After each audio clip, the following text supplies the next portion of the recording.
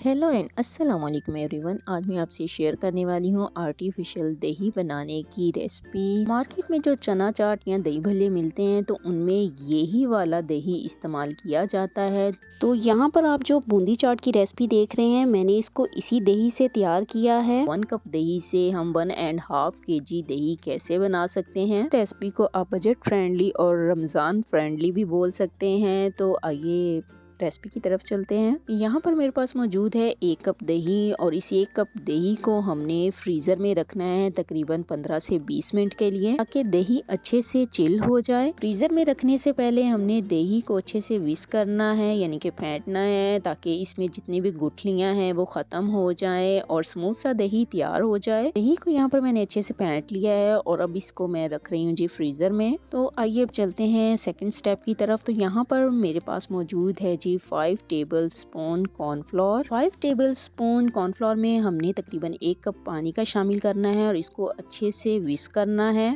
तो यहाँ पर कॉर्नफ्लोर भी अच्छे से मिक्स हो चुका है। तो अब चलते हैं जी हम अपने थर्ड स्टेप की तरफ। तो यहाँ पर मैं पैन में 1 लीटर पानी ऐड कर रही हूँ। अगर आपको लीटर का हिसाब नहीं है तो आपने पैन में 4 कप पानी शामिल करने हैं और फिर हमने इसको गर्म होने के लिए रखना है। और जब इसमें बबल्स आने स्टार्ट हो जाएं तो समझें आपका पानी पकना शुरू हो चुका है। तो फिर हम आहिस्ता आहिस्ता करके इसमें कॉर्नफ्लोर जो कि लिक्विड फॉर्म में हमारे पास मौजूद है वो शामिल कर देंगे। और जब हमने कॉर्नफ्लोर शामिल करना है तो हमने साथ साथ चम्मच को मुसलसल हिलाते रहना है ताकि इसमें गुठलियाँ ना बने। तो यहाँ पर आप देख सकते हैं कि ये मिक्सचर पकना स्टार्ट हो चुका है। तो यहाँ पर हमने इसको तकरीबन 3 से 4 मिनट के लिए मज़ीद पकाना है ताकि ये थोड़ा सा और थिक हो जाए। तो 3 से 4 मिनट हो गए हैं इस मिक्सचर को बनते हुए। तो यहाँ पर जी ये तैयार हो चुका है और यहाँ पर मैंने स्टोव को कर दिया है ऑफ। अब हमने इसमें मुसलसल चम्मच चलाना है और इसको ठंडा करना है। इतना ठंडा करना है कि ये रूम टेम्परेचर पर आ जाए। तो यहाँ पर जो मिक्सचर है वो बिल्कुल ठंडा हो चुका है। अब चलते हैं जी नेक्स्ट स्टेप की तरफ। तो फ्रीज़र में रखा हुआ दही यहाँ पर बिल्कुल चिल हो चुका है, यहाँ पर आप देख सकते हैं। तो अब हमने जो मिक्सचर तैयार किया था उसको थोड़ा थोड़ा करके दही में शामिल करना है और मिक्स करना है। तो यहाँ पर दोबारा से हमने थोड़ा थोड़ा करके मिक्सचर शामिल करना है और आप देख सकते हैं कि किस तरह से हमारा आर्टिफिशियल दही तैयार हो रहा है। ठेले वाले बिल्कुल इसी तरह से इस दही को तैयार करते हैं।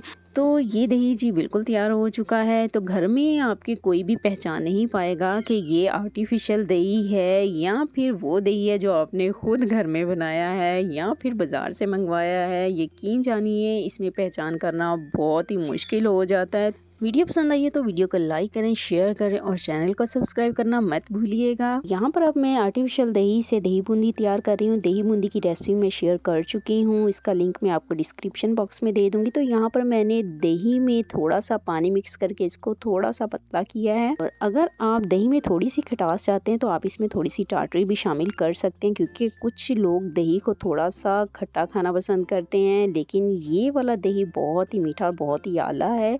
तो कैसी लगी आपको आज की ये रेसिपी तो मुझे कमेंट सेक्शन में लाजमी बताइएगा। इसी के साथ आप सबसे इजाज़त चाहती हूँ। जहाँ रहें खुश रहें, आबाद रहें, अपनी दुआ में मुझे याद रखें। टेक केयर एंड अल्लाह हाफिज़।